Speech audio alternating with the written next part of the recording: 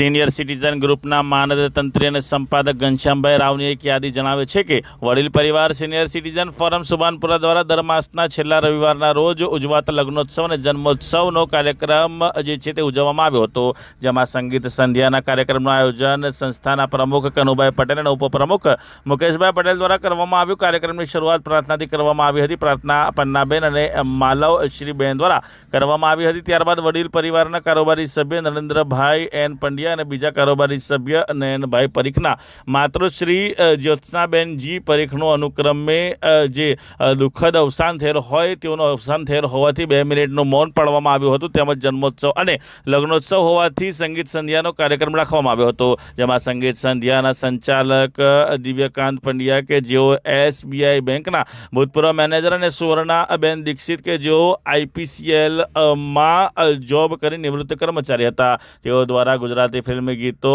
Hindi film ગીતો, ભજનો અને લોકગીતો ગાઈને તમામ સભ્યોને મંત્રમુગ્ધ કરી દીધા હતા.